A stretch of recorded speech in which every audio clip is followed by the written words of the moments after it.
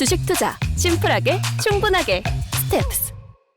투자자 입장에서 빠르고 정확한 시황을 전달드릴 최경준의 퀵시황입니다. 어제 미국 시장 때문에 기대를 했지만 조금 아쉬움이 남는 시장이었던 것 같습니다. 오늘 어떠셨나요? 오늘은 저것이 무엇입니까? 라고 물어보니까 저것은 그것이 아닙니다. 라고 대답을 해서 그럼 그것은 무엇입니까? 라고 물어보니까 그것은 당신이 이미 알고 있는 겁니다. 라고 하네요. 오늘도 바로 질문 드리겠습니다. 어제 미국 시장 때문에 기대를 많이 했지만 기대에 못 미친 것 같습니다.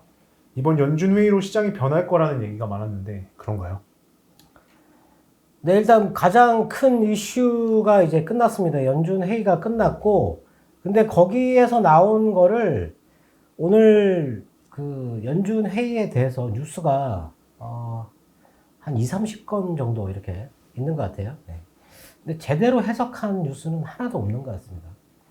늘 그랬듯이, 늘 그랬듯이 보이는 것만 본다. 아무리 가르쳐줘도 알지 못한다. 근데 어제 말씀드린 대로 연준이 절묘하게 줄타기를 할 거다라고 생각을 했는데, 금리를 안 올린다고 하는 것보다 금리를 올린다고 하는 게 오히려 더 나은 그런 상황이죠. 근데 금리를 올린다고 명확하게 어떤 얘기를 하진 않았어요. 그런데도 불구하고 내년에 세 차례 올린다. 뭐 거의 뭐 확정적인 것처럼 그렇게 뉴스가 많이 나오네요. 뭐 가봐야 알겠죠. 근데 시장은 올랐잖아요. 금리를 올린다고 하는데 시장이 올랐다. 그랬더니 예상한 범위 안에 있기 때문에 올랐다. 그런데 아침에 외인은 왜 선물을 매도를 했을까요? 오늘 우리나라 시장에서 외국이 이 주식이 계속 밀렸거든요. 계속 밀리는 그 가장 큰 요인이 외인의 선물 매도거든요. 오늘도 여전히 기관은 외인의 선물 매도에 전혀 반응하지 않았습니다. 요즘에 지금 이번 주는 거의 외국인의 선물 움직임에 반응하는 게 전부 다 개인들이 반응을 했지, 기관은 뭐 어제까지는 또 계속 매도하다가 오늘 또 매수로 또 이렇게 그냥 쭉 혼자서 올라가가지고 내려오진 않았는데, 주식은 팔고, 이벤트가 이제 종료가 됐으니까 주식은 팔고, 근데 오늘 외인은 주식을 샀잖아요. 업종별로 뭐 여러 가지 업종을 샀어요. 근데 기관은 전부 다 이렇게 매도를 하는, 어떤 얘기를 하든지 상관없고 그냥 뭐 뉴스만 나오면 하는 거죠. 특별하게 뭐 어제하고 오늘하고 시장의 뭐 분위기가 달라졌다 이런 거는 없는 것 같고, 어제하고 다른 점은 코스닥에서 기관이 이 IT 소프트웨어와 그 하드웨어를 같이 매수를 했고, 외국인이 오늘 소프트웨어를 매수를 하기 시작했어요. 소프트웨어, 오락업종, 디지털 컨텐츠를 이제 매수를 한다. 이벤트가 딱 끝나니까 그때까지 매도 계속 하던 거를 매수를 하는 거죠. 어제 말씀드린 대로 매도를 하다가 이제 뭐 좀 악재라기보다는 호재 쪽으로 시장이 움직였잖아요. 그렇기 때문에 이제 매수 들어간다라고 보면 되는데, 매수 금액이 그렇게 크지는 않습니다. 좀 부족한데, 그 부족한 점이 왜 이렇게 부족할까? 1시 넘어가지고 외국인이 선물 매도를 이렇게 하다가 갑자기 돌렸어요. 이렇게 매수로 쭉 돌렸는데, 상승률이 오늘 일본은 2% 넘게 올랐고, 뭐 어제 미국도 많이 올랐는데, 뭔가 좀 아쉽고 부족하다. 근데 어제 미국의 차트를 세계 지수, 다우존스, S&P 500, 나스닥 지수 차트를 보면 부족합니다. 불안합니다. 차트가. 반등이 시원하게 나오진 않았어요. 이평선을 뚫고 올라가야 되는데 이평선까지 딱 올랐어요. 안 좋은 거거든요, 이게. 뭔가 조금 부족하다. 어제 연준의 발표한 내용에 대해서 해석을 제대로 지금 하는 데가 미국 언론도 마찬가지고 거의 없는 것 같고, 그래서 아마 좀 그런 게 있지 않을까 싶거든요. 일단 어제 영국의 11월 인플레이션율이 5.1% 나왔어요. 이게 이전에 4.2%였는데 전망도 4.7이었어요. 근데 5.1이 나왔다. 영국의 소매물가 지수는 7.1이 나왔습니다. 이전이 6%였고 전망이 6.7이었는데 이것도 7.1%. 그러니까 지금 5%, 7%. 영국 같은 경우도 지금 물가가 너무 높다. 스페인이 물가가 5.5가 나왔고요. 그리고 이탈리아가 물가가 3.9가 나왔어요. 예, 캐나다는 4.7. 이탈리아가 최근에 보니까 채권 그 발행 금리도 상당히 낮고 마이너스 정도 되는 것 같은데, 예, 이탈리아가 좀 괜찮다 이렇게 보여지고, 어제 미국의 11월 엠파이어 스테이트 제조업 지수 같은 경우는 제조업 지표가 31.9가 나왔는데 이전이 30.9였어요. 근데 이게 전망치가 25였습니다. 25. 근데 올랐어요. 네. 떨어질 거라고, 크게 떨어질 거라고 봤는데 올랐다. 그리고 미국의 11월 수입 물가가 월간으로 0.7%가 올랐는데 이게 이전에는 1.5%였고 전망이 0.7%였다. 네. 거의 좀 비슷하게 됐다. 그리고 10월 기업 재고는 1.2%. 연말 되면은 미국의 기업들의 재고는 늘어나거든요. 네. 근데 이게 많이 못 늘어나면 그 다음 해에 주가가 많이 오릅니다. 네.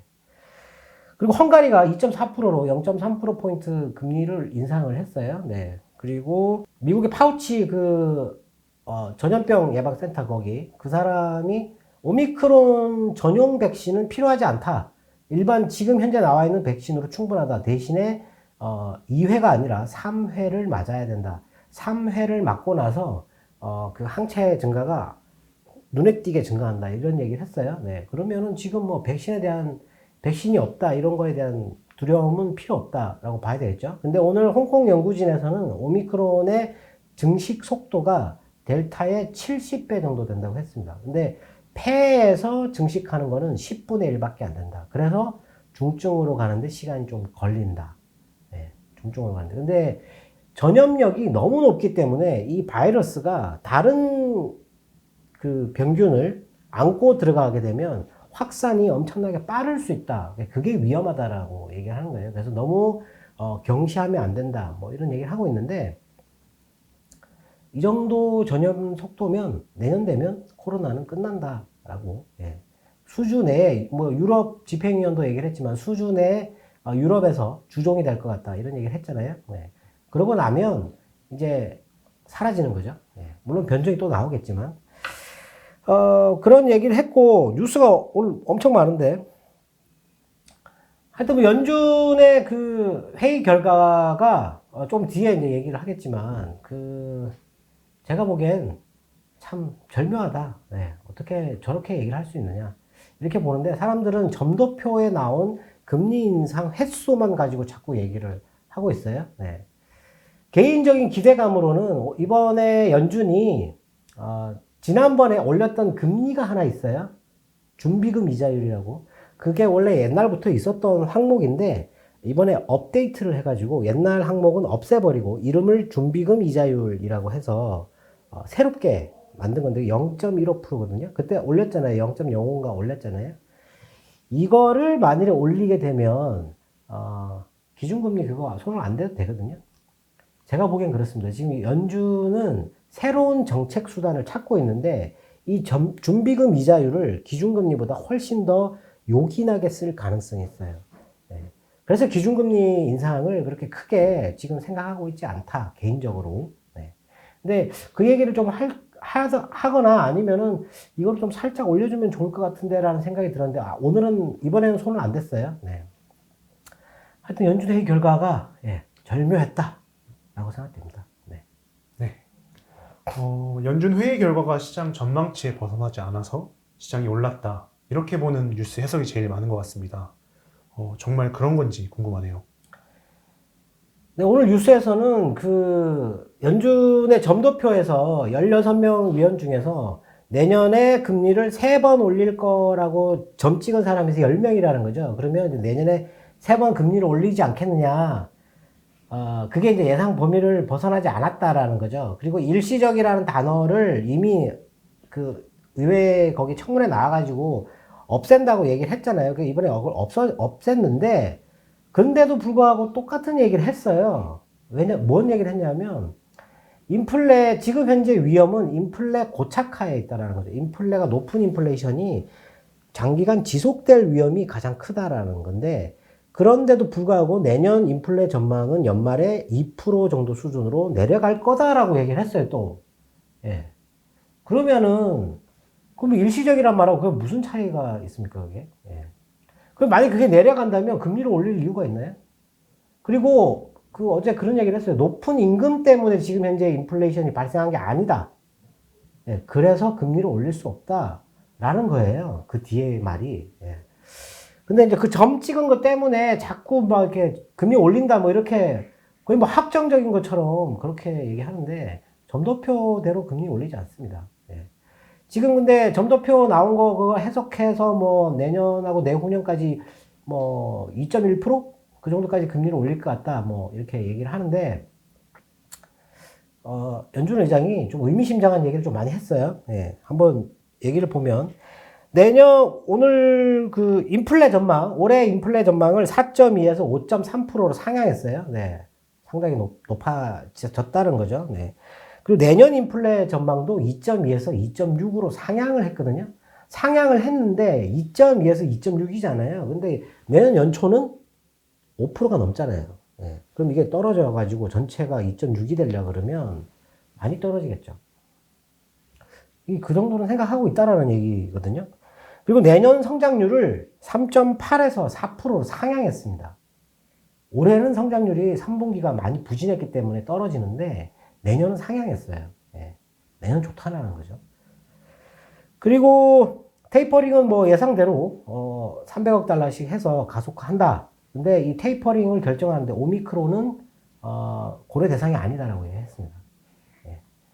이게 뭐 이 전염병에 대해서 데이터가 있다라는 얘기죠. 뭐가 알고 있다라는 얘기인데 이전에 이미 그때 발표했을 때 알고 있다라는 얘기고 이거 뭐 정책 결정하는데 아무런 그 영향을 주는 요인이 아니다 이렇게 생각한 거죠. 그리고 파월이 중요한 얘기를 했는데 코로나 이후 경제는 이전과 다르다고 했습니다. 예. 금융위기도 마찬가지로 금융위기 이후는 이전과 달라요. 완전히 다릅니다. 그래서 금융위기 이후에 있는 경제를 이전 경제하고 자꾸 비교하면 안 되거든요. 근데 코로나가 터지고 나서 코로나 이후 경제는 다르다고 했잖아요. 그럼 코로나 이전 경제하고 이제 비교하면 안 되거든요. 그게 뭐냐면 돈이 많이 증가했잖아요. 8조 6천억 달러라고 하는 돈이 증가했지 않습니까? 그거 때문에 경제의 그 체력이나 성격이 완전히 다르다라는 거죠. 그래서 자꾸 옛날 거 갖다 붙여가지고 해석하면 안 된다. 이렇게 생각되거든요. 네. 이게 아주 중요한 얘기라고 생각되는데. 그렇게 얘기를 했고, 그리고 지금 현재 미국의 그 실업률이 4.2%인데, 내년에 실업률 전망이 3.5%예요. 3.5. 원래 3.6일 가능성이 있다고 생각했는데, 3.5로 내렸어요. 연준이 생각하는 완전 고용의 실업률은 3.5%거든요. 그러면 내년에 완전 고용까지 간다라고 보는 거죠. 근데 연준 의장이 뭐라고 그랬냐면 테이퍼링이 끝나기 전에 금리를 올릴 가능성은 크지 않고 완전 고용이 달성되기 전에 금리를 올릴 수도 있다라고 얘기를 했습니다. 근데 완전 고용이 달성되려고 하면 상반기에는 어렵지 않을까 이렇게 생각이 되고 지금 현재 그 완전 고용으로 가는 어떤 그런 회복 속도가 상당히 빠르다고 했는데 경제 활동 참여율이 너무 실망스럽다고 했어요. 오미크론 때문에. 예, 잘 안 되고 있다라는 얘기죠. 그게 어느 정도 올라와야 뭔가 결정하겠다라는 거거든요. 예. 그리고 일부 자산의 평가 가치가 높다라고 얘기를 했어요. 네. 이것도 뭐 주식이라고 얘기할 수도 있겠죠. 근데 집값도 엄청 높잖아요, 지금. 예. 그리고 가상화폐를 얘기를 했는데, 가상화폐가 지금 현재 금융시장의 위험 요인이 아니다라고 얘기를 했잖아요. 네. 확실하게 선을 그었지 않습니까? 네. 그러면 이제 뭐, 가상화폐는 좀 편안하게 볼 수 있다. 네. 이렇게 생각되는데, 하여튼 이런 얘기들을 종합을 해보면, 연준 의장의 얘기는 그 점도표 그게 중요한 게 아니고, 금리를 내년에 올릴 수도 있는데, 완전 고용이 되기 전에도 올릴 수 있는데, 일단은 고용시장이 많이 회복을 해야 되고, 그리고 지금 현재 인플레이션은 떨어질 거라고 예상하는데, 높은 임금이 아직 발생하지 않았기 때문에, 높은 임금으로 인해서 인플레이션이 발생하면, 그때는 즉각 움직일 수 있다는 겁니다. 예. 그리고, 얘기는 안 했지만, 준비금 이자율, 그것 때문에 인플레이션을 제어할 수단이 하나 더 있는 거거든요. 기준금리하고 준비금 이자율. 근데 기준금리는 시장에 충격을 약간 줄 수 있는데 이 준비금 이자율은 충격을 많이 안 주거든요. 예, 요거를 활용할 가능성도 있다. 예, 이거 언급한 사람이 많아요. 지금 연준 위원장에서. 예. 그래서 지금 뭐 금리를 뭐 이렇게 세 차례 그것만 오늘 뉴스 보니까 그것만 계속 나왔는데 그거 신경 쓸 필요 없다. 예. 그거 신경 쓸 필요 없고 그리고 좀 아쉬운 거는 미국 시장의 상승이 조금 부족하다라는 거죠. 예. 오늘 밤의 시장이 더 중요합니다. 오늘 밤. 어제보다 오늘 밤의 시장이 더 중요하고 어제 미국 시장이 바닥을 찍은 시간은 2시 20분이었거든요. 근데 연준 의장이 나와서 설명한 거는 그 결정을 하고 한 거는 3시 50분 정도 되거든요. 예. 그때 찍고 반등을 하기 시작했다라는 거죠. 오늘 우리나라 시장이 아침에 약한 거는 홍콩 시장이 개장하고 나서 H지수가 마이너스 1% 급락을 했어요. 그러면서 좀 밀리지 않았을까. 그리고 11시부터 우리나라에서 그 외국인의 선물 매도가 좀 빠르게 진행이 됐는데, 예. 뭐 그런 영향이지 않을까. 지금 H하고 홍콩 쪽이 회복을 못 하고 있는데, 조금 회복을 했는데, 플러스로 못 들어갔어요. 예. 그래서 조금 그런 부분에서 우리나라 시장이 조금 부진하지 않았을까 싶고, 우리나라 시장에서 오늘 호재라고 하면 좀 그렇겠지만, 호재라고 할 만한 뉴스가 있었어요. 그 홍남기 부총리가, 역의 원화 거래를 할 수 있는 그거 장치를 마련하는 걸 전향적으로 검토하겠다라고 했어요. 네. 이게 가장 크거든요. MSCI가 우리나라를 선진국 지수에 안 넣어주는 이유가 이거가 가장 큽니다. 이거 만들면 들어갈 수 있어요, 그냥. 네.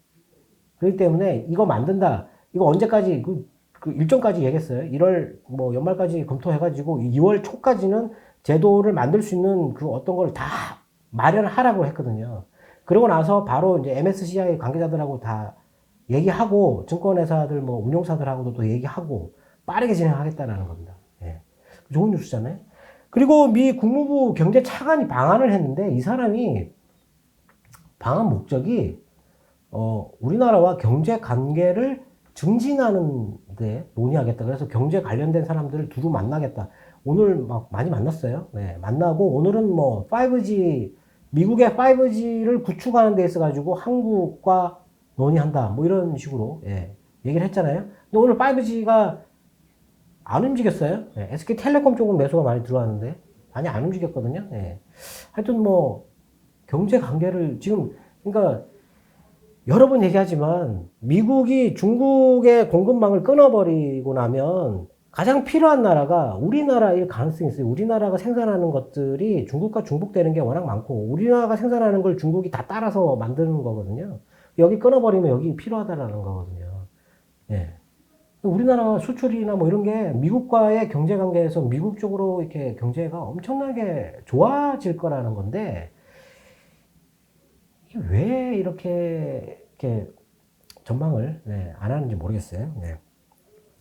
그리고 그 한국은행이 연말까지 통화사업 계약 그 종료한다고 얘기를 했는데 이거 종료하면 뭐 환율 불안해지는 거 아니냐 뭐 이렇게 또 지난번에도 한번 질문에 그런 게 있었던 것 같은데 네. 전혀 불안하지 않습니다. 이 통화사업 계약을 맺은 것도 코로나 때문에 이게 좀 불안할 때 그때 맺는 거고 지금은 이거 수요도 없고 198억 달러 빼서 썼다가 다 갚았어요. 수요가 없다 이제. 그렇기 때문에 종료하는 게 맞겠죠. 네. 그리고 오늘 일본 경제연구센터에서 나온 얘기가 있었는데 여기서 일본 경제연구센터에서 나왔으니까 2020년도 기준으로 해가지고 일본의 1인당 GDP가 약 4만 달러예요. 근데 우리나라의 GDP가 3만 2천 달러거든요. 우리나라 1인당 GDP가 3만 2천 달러입니다. 1986년도 기준으로 했을 때는 일본의 GDP가 우리나라의 6배가 넘었어요. 6배가 넘었는데 지금 25%밖에 차이가 안 나요. 그런데 이렇게 가다가는 2027년에 4만 5천 달러에 도달하는데 두 나라가 다 역전될 것 같다. 이렇게 얘기를 했어요. 우리나라의 1인당 GDP가 2027년에 4만 5천 달러가 간다는 거예요. 지금 3만 2천 달러인데 그러면 이게 몇 프로 올라가는 겁니까 이게? 거의 뭐 50% 올라가는 거잖아요. 예. 여기서 중요한 거는 지금 이제 왜 이렇게 되느냐. 그게 대만하고 우리나라는 디지털화가 엄청나게 빨리 진행되는데 일본은 아직도 디지털화가 안 되고 있다. 그리고 노동 생산성이 너무 낮다. 예. 일본의 연봉 증가율이 30년 만에 4% 올랐다고 얘기를 했죠. 4%. 다른 뭐 OECD나 뭐 이런 나라들 보니까 30% 정도 올랐고 미국은 뭐 48%가 올랐어요. 예. 일본은 그냥 제자리에 있다라는 거죠. 예, 이 상태로 있다가는 역전당한다. 근데 그게 언제? 45,000달러일 때 우리나라가 45,000달러가 갈 것 같다라고 일본이 얘기하는 겁니다 지금. 네. 뭐 이런 게 좋은 뉴스잖아요. 네, 좋게 해석을 해야 되고